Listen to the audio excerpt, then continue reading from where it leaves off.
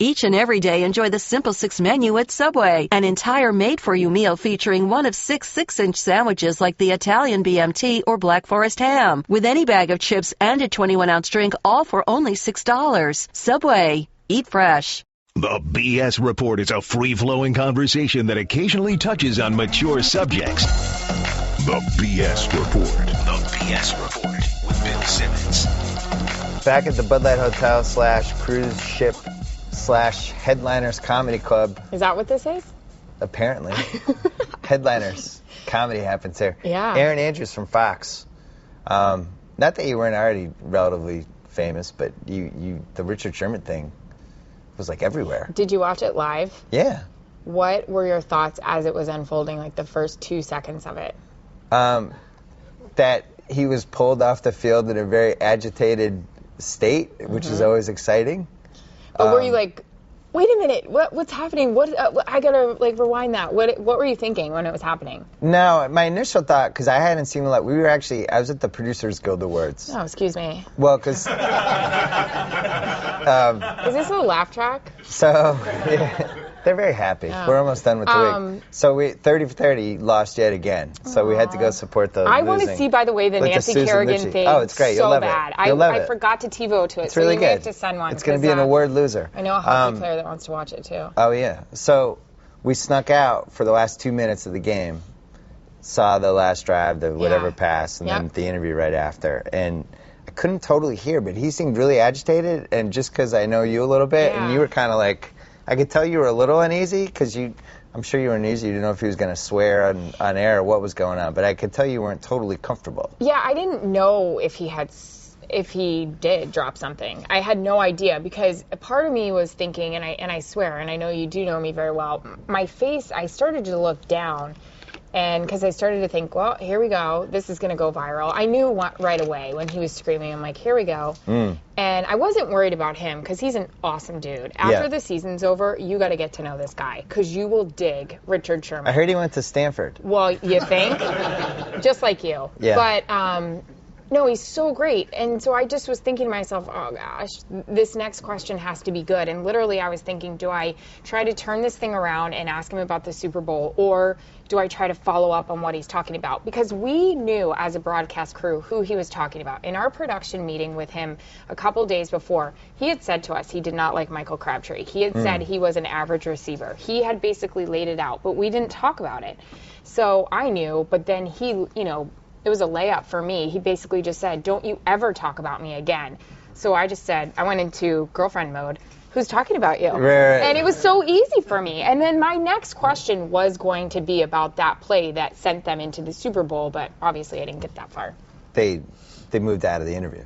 Yeah, I didn't Probably even realize. Yeah, I'm not going to second guess our producer whatsoever. He's been doing it a long time. He was back with Madden in the day, and please, he knows a lot better how to handle those situations. But that was where I was going, and I've said all week, or the past 2 weeks, I'm just bummed the way I threw it back to Joe, because I was startled that they cut me off. And as I was saying, all right, so this play, and then they said, get it back to Joe, get it back to Joe.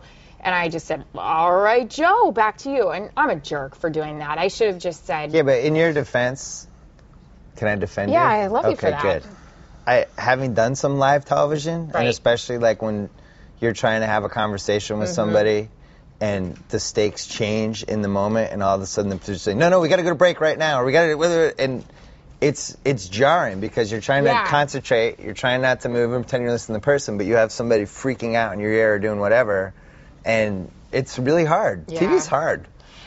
And I'm still not used to it. You're doing a great job. But it is funny how people think, Monday morning quarterback, oh, this should have happened and this should have happened. They have no idea. You have no idea. And I literally, after the interview, he leaves, I was shaking because, again, not because Richard Sherman freaked me out. I wasn't freaked out. I wanted to chest bump the dude. I was so jacked up. I was like, oh, God, this is going to blow up. And my phone is just zzz, right. And I was like, oh, no. And I just sat there thinking, I hope I did the right thing. Because I knew all the blogs, all the people. I didn't think the Today shows and everybody like that would be weighing in. But, yeah, that's what I was worried about, not him.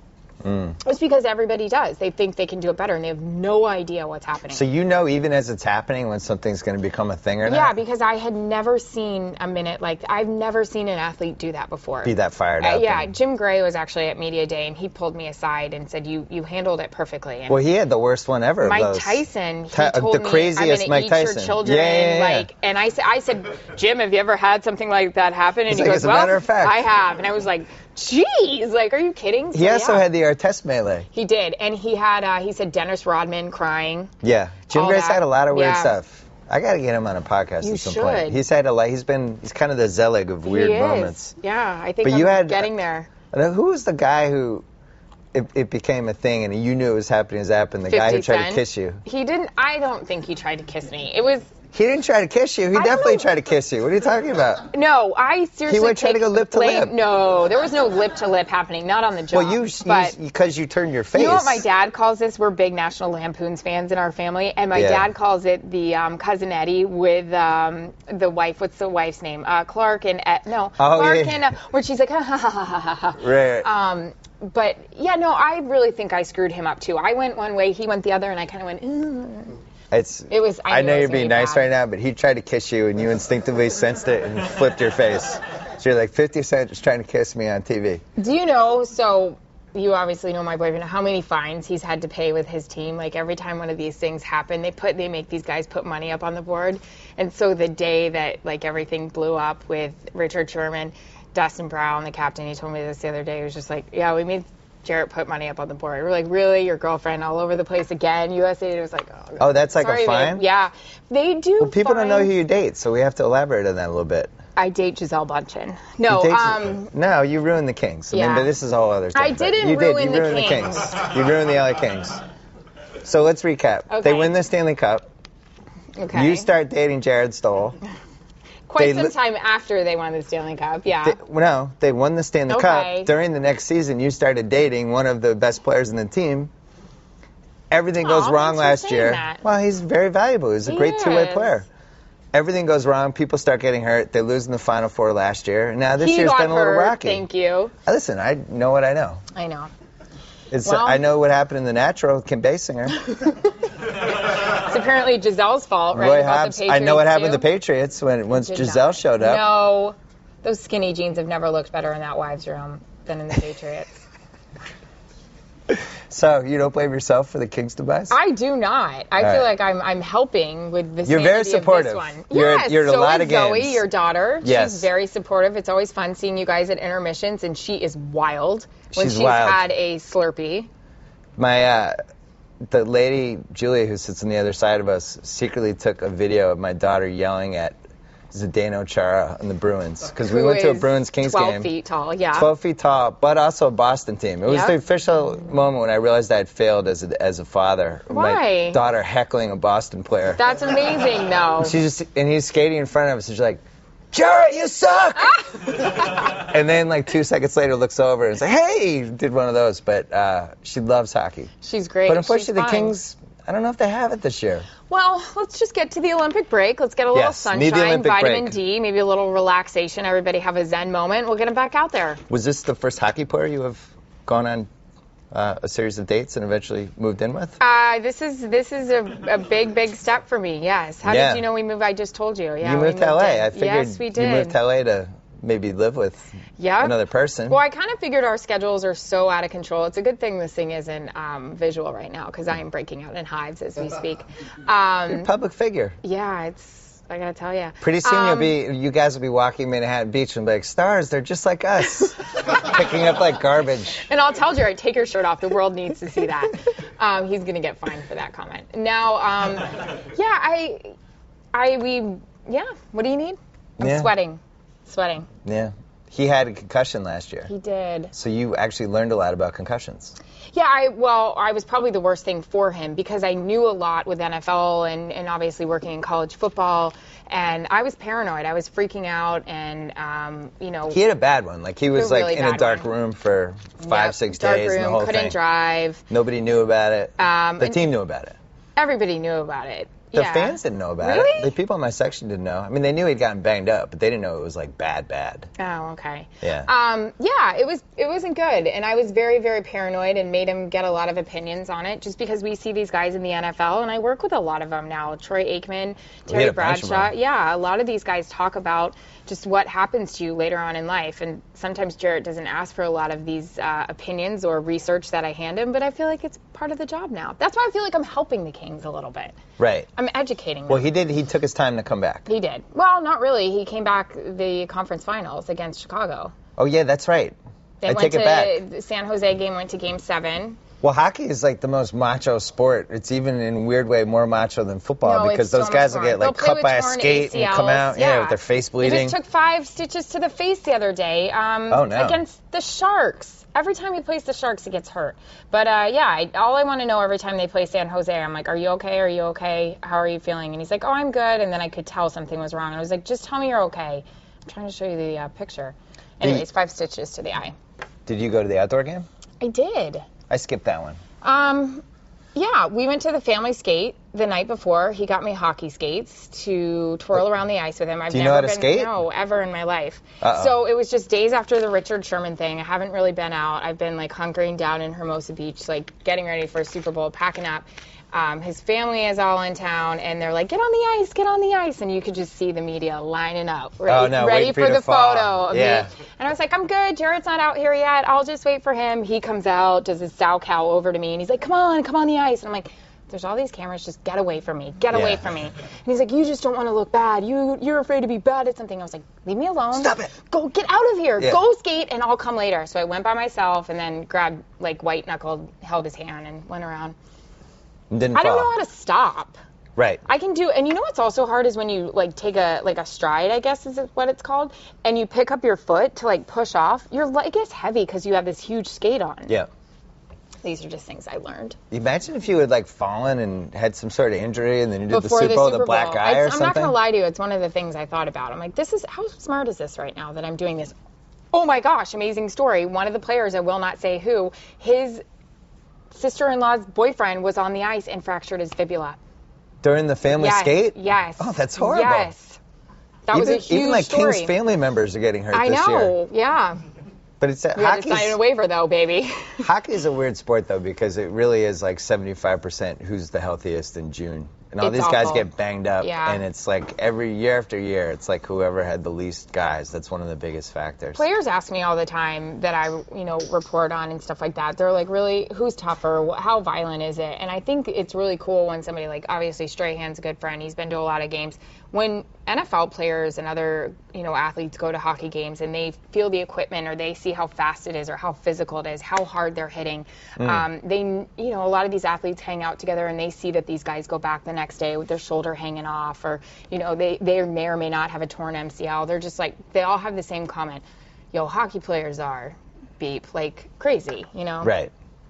They're not. They're just wired different. The amount of punishment they take, I almost feel like they become immune to it after a while. Yeah, I agree. Like, it really hurts. It seems like, I don't know, but it seems like it would really hurt to get checked into the boards at full speed and have your head hit it, which I've seen multiple times. Yeah, in your and body where your or whatever. seats are, absolutely. I think the one, if anyone can get a hold of any of the old ones or even the current one they had out, that 24/7, they do such a good job, and it's such an close look, and then you see the guys and their eyes getting sewed up, and it's like, hey, get back out there. It's awesome. What would happen if they had a King's 24/7? Would you contractually be allowed to be on it, like making eggs? Lewis, I don't make eggs. I don't make anything. You don't make anything? I go buy a breakfast burrito. Ordering junk food? That's going to be something I try to do after the Super Bowl. They blurkle your face so they don't know who you are? I would never do that. I'm going to try to learn how to cook after the Super Bowl. I feel like I owe that to Jared. A super domestic Erin Andrews. I'm going to try. This is what this boy has done to me. Yeah. I'm going to try because we eat out all the time, and we love eating out. We love trying different things. But I'm going to start to learn how to cook when the season's over. When you moved in or made the decision to move cross country to live with them, it's not like you're living with a normal person. It's a sport where somebody can get traded at any given time. Pretty much. Did you factor that whole thing in? Oh yeah. Because I pretty much think I'm full on sweating. Like I have armpit sweat now. This is great. This is awful. I feel like I'm the kiss of death right now. I love it. Yep. Like the backup goalie. Yeah. he joined the Kings. I The have wife was from stomach sweat now. California. Yeah. She was like, this is great. And then they got traded to Edmonton. They were only there for like 4 months. Pretty much, yeah. Yeah. So how's that working out? Well, Dear Dean Lombardi, please, I just moved in. please, can you this can is you the not? kiss of death. Well, fortunately, you're with a good king though. I'd be We surprised need all if of you them to traded step him. it up right now. I'm really worried. As you know, my daughter loves Kopitar. Yeah. And he wasn't playing that great at the beginning of the season. I was He had thinking last like, night's goal, right? yeah, Against the he's Penguins? come on a little bit. She really loves him though, and She does. She definitely does. Although I think we're getting her close to becoming a Stoll fan, more so. yeah, I don't Maybe know. not. Okay. I don't know. No, He she wins likes him. face-offs. She likes him because of the connection with you. But Yeah. Kopi's like, that was her dude. Okay. And it was like the little kid thing where it's their first game and Yeah. they're like, who's the best one? That one. Oh, that's my favorite player. And they just jump on the bandwagon. That was me with Jonathan Knight, the New Kids on the Block, but he was like the one that never sang, so. So you picked the wrong one. I did, but Just think you could have picked the Wahlberg. You'd still be going on that's Blue true. Bloods with him. Larry Bird, my favorite player of all time. Right. You know that. Oh, we got to talk Boston. Yeah, why wouldn't we? So you were in Fenway. Wait, are they going to sign Poppy? I'm concerned. Oh, it's Or like is he a just, year is away. he just The yapping? Boston media is Okay. just bored. They don't know what Great. they're doing. So your dad is a lifelong Red Sox fan. You're the what do they call it in baseball? The field reporter? I guess, probably field reporter. The Yeah, field it's really reporter. not a sideline dugout reporter. Maybe field. Broadcaster? I don't know. Newscaster? Fox The newscaster. baseball newscaster. Yeah, so my So dad then the grew Red up in- Sox won the World Series, and you were there, and I could tell that you were like super emotional about it, but trying not to be, and it was like an unusually kind of reserved Erin. Oh, really? I could tell. Huh. I could tell you were emotional. You know, a couple. Deep down. I was, you know what? My mom and dad both came. My dad came to the ALCS, and then I brought both of them out for the World Series Game 6. And my dad's from Springfield, Mass. My mom is from Rhode Island. My grandfather, my mom's dad, passed away when I was in college, and he would have loved every single thing about this because he loved the Red Sox. He loved the Celtics. So I brought both of them there. I got him on the field afterwards, and there's just so many cool things about that World Series that I know I'll always remember when my parents aren't around. The morning of Game 6, we went to breakfast. We walked, from the hotel. My mom is just like, oh, la, la, la, la, look at the colors, look at the pumpkins. We don't get this in the South.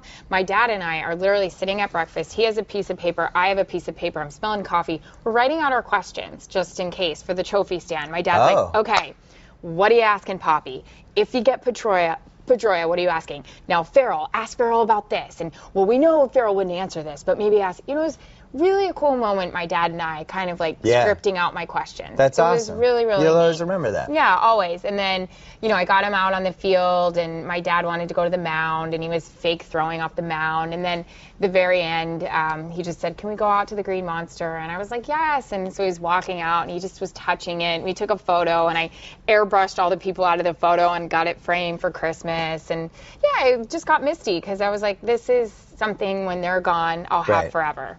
People don't know you went over the Cardinals dugout and you sprinkled chicken blood before Game 6. Just a little small vial. Yeah, I don't know about chicken A couple blood. people saw, and you put a little black cat stuffed animal. I just don't think there was anything that was going to beat that team with what that city it had was been amazing. through. It was unbelievable. Worst to first, it was unreal. There were so many great storylines around it. I remember being in the airport the next day, and this one guy came up to me. He was an older guy, and he goes, I'm really sick of that Poppy guy. Because it was, Poppy was going berserk, and I gave him the mic again, and this is our city. And I just said, you're what's wrong with sports is fans like you. My grandfather didn't even get to see, 04. Like, you're so spoiled now. And even my dad tells me all the time, he goes, you're spoiled now. Because this didn't happen when I was growing up. So Red Sox fans, the good ones, they need to obviously enjoy it. I don't take them for granted. No, I was texting you the whole time. I was sending you the photos. Nothing's going to be like 04, obviously. No. Because that was ever. just like, but it's always nice to just keep it going. Did you follow, the NESN sideline reporter, Jenny Dell, was dating Will Middlebrooks, and it came out. And then they I just didn't removed know that, her. actually. Oh, they did? They just moved her to the studio. Oh, okay. I didn't know that. That's there's like weird little codes. That's one of the codes, right? Stay away from the people you're covering. I have to be very honest. When we were there, because I don't do baseball during the regular season. I'd always heard about her just because I was a Red Sox fan, and my dad. She was really good. Really good. It was good. a huge loss really, for really the Red good. Sox games. Yeah. I was bummed. And then I had kind of heard rumors because I was telling Fox, I said, we should talk to her, we should talk to her. And then that's when I was starting to hear she's dating a player. And I'm like, no, she's not. She's covering the team. So I didn't know that. What's your... I don't mean to make you more sweaty, but hey, I deal with that. I date an athlete, so what? Tell me. What? Well, so you date an athlete, but it's not somebody you cover. And thank goodness for that. It would just be... Because you'd never do hockey. I did hockey. No, now you went back, you'd be no, like going back. I can't. You know what? I'm so good now. It's too cold. It's not even that it's cold, but... It is really cold. I want him to have his thing. He doesn't. The last thing he needs, he deals with enough of my stuff. He doesn't need me around the boys and around all that kind of stuff. I'm very sensitive, even when the NHL asks me to do something, or the Kings. I always make sure I ask him first, because I just don't. He needs to have his own thing. And also, you know how much I love sports and how much I dive into.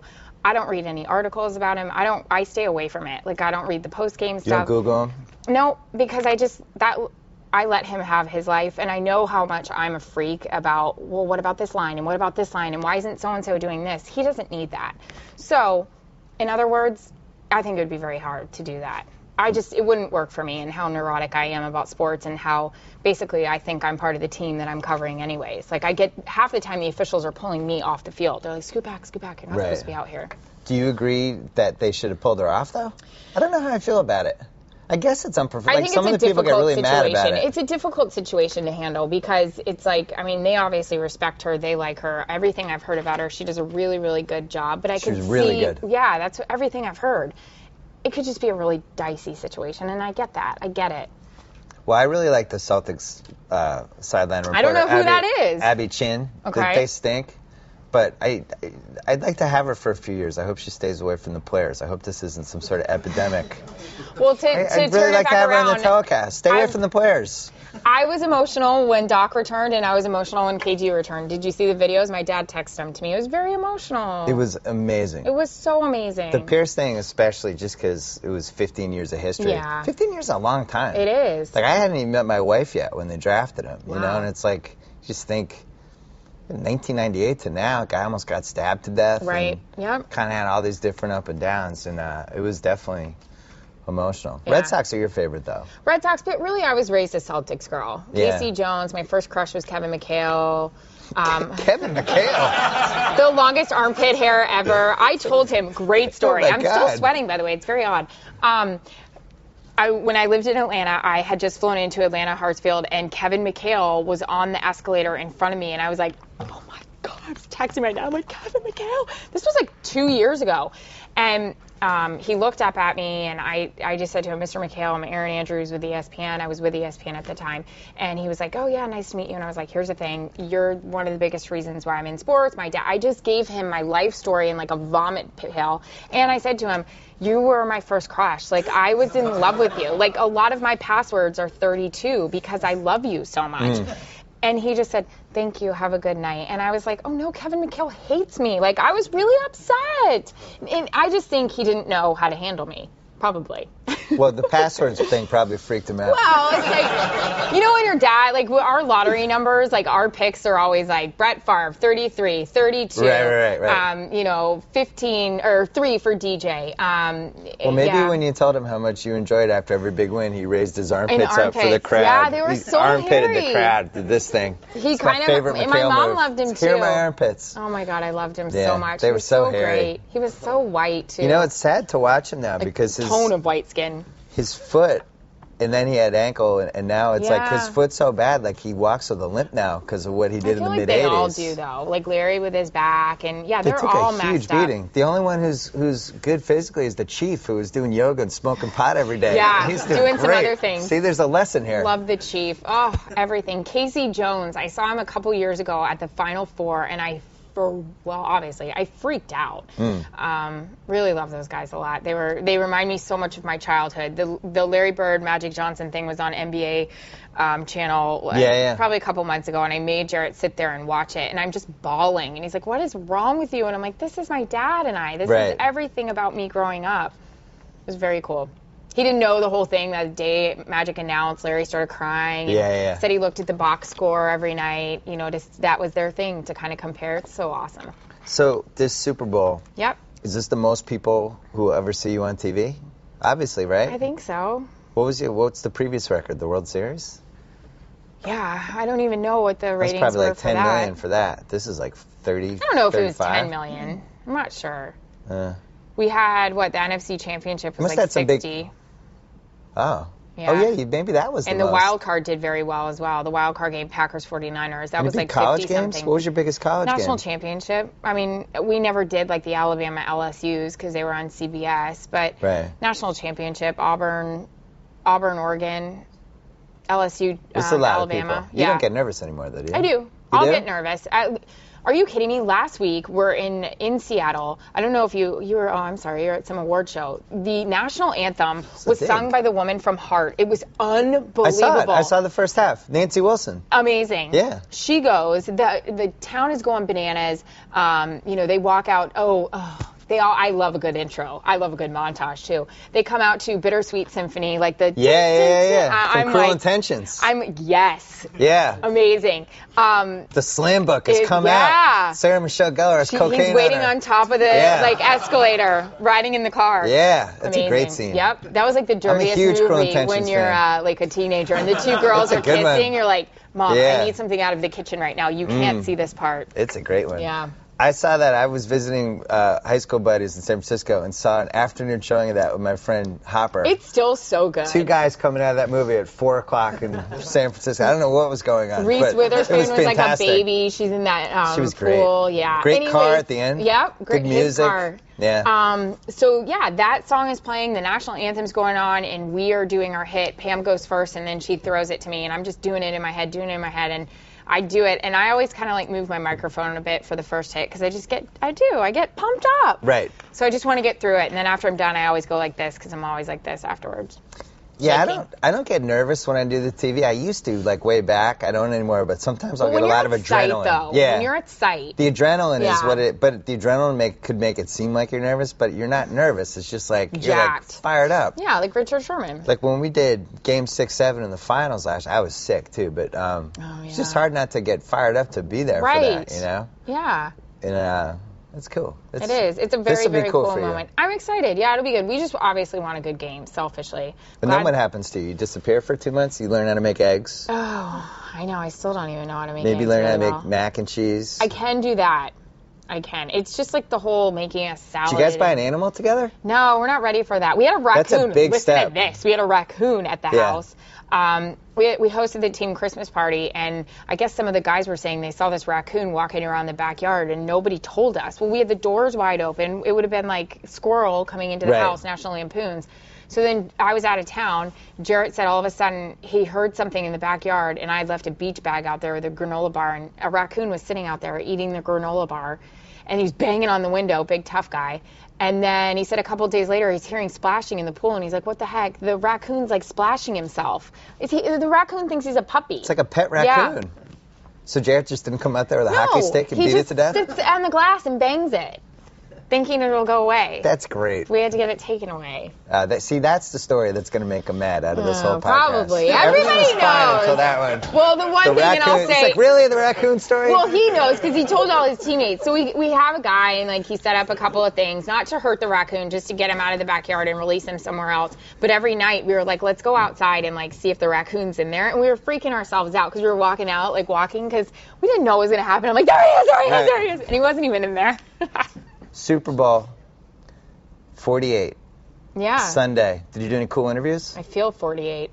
I did a sit down with Richard Sherman. Sit down. You guys are like America's new favorite platonic couple. I know. Somebody asked me on the red carpet last night, would I consider dating him? And I'm like, what? That's the weirdest question I just I've ever moved in with my boyfriend. I'm learning how to make eggs. I'm learning how to make eggs. I don't even know how to put cheese in the eggs yet. Yeah, sit down with Richard Sherman. That's going to be on pregame. And then I also got to sit down with John Elway, which was really cool. Oh, interesting. Very cool. I'd seen him before, but never had met him. And then we talked a lot about quarterback, executive, what is it like being at a Super Bowl wearing the coat and tie versus being the guy playing, what really got Peyton here. Pretty cool. Still has the contract that Peyton signed framed in his office. he was very, very close with his dad, which I enjoyed, and he talked about how hard this would be being at a Super Bowl without his dad for the first time. And what would his dad be doing right now if he was still around? He just talked about how he'd be in the room looking at film on Seattle's defense. So that was really neat. And he's been, I mean, I know we all know, but he's obviously played in 5 Super Bowls. But just what the difference each year was like for him prepping, because you figure the first 3 didn't work out very well for him, and the last 2 did. So what did he do differently? What was working for him? What wasn't? Can he imagine playing in those Super Bowls with Twitter and Facebook and all the stuff the guys are dealing with now? So it was really cool. Well, thank you for joining us. Tings for having me. The Kim Basinger, Gisele Bündchen of the I'll take the Gisele Bündchen any Kings. day. If that's the worst They'll thing never that's said win about another me. title. Okay, you know what? That's not necessary. You got to do something. You got to change something you're doing. I don't know what it is. I just know what it was No like before comment. you showed up. That's not nice. No. I mean, the best thing that's Hockey's a happened to hard that man. sport. Hockey's a hard is. sport. It's really hard to win 2 in a row. It is. And we got to get together one Nicola night. got hurt. Yeah. But they did so well. I know. Obviously, they if held he it gets together. healthy, I'm still running it. And he's healthy, right? Your man? Yeah. He's feeling good, right? Come on. Did they play tonight? No, they played last night. They just got to make the playoffs. Once you get in, you're in. I don't even know where they are right now on this whole thing. I have no idea. My daughter went last night, and the Penguins, killed them. And she wanted to leave with, 10 minutes to go, which is the first time that's ever happened. She's like, they're better than us. Oh, no. Sid the Kid, I think he had quite a show, right, last night? It was. I was like, look, fortunately, they don't come to town that often. Anyway, good luck with the Super Bowl. Hopefully you won't end up on a viral anything. Jeez. GIF. Was that a GIF or I don't YouTube, even know what a GIF one? is. I don't know. GIF is like the little quick one where they do the reactions. I don't know. Hopefully it's a smooth, easy Super Bowl. I just want a Snickers commercial out of it. All right. Well, maybe we can get to that. Erin Andrews, thanks for everybody at the Bud Light Hotel.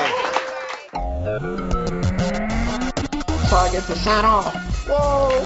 Thank you for downloading the BS Report with Bill Simmons. Too much fun. Check out more podcasts at the iTunes Music Store or at Podcenter at ESPNradio.com. Peace out. Geico presents Strange Savings Stories. Astronomers detected an interstellar transmission. It stated, Geico, 15 minutes could save you 15% or more. The implications were staggering. Was the cosmos telling us we could all save hundreds on car insurance with Geico? Or did their radar merely pick up a signal from the nearby Rufus and Clyde's morning show? We may never know. Geico. 15 minutes could save you 15% or more on car insurance.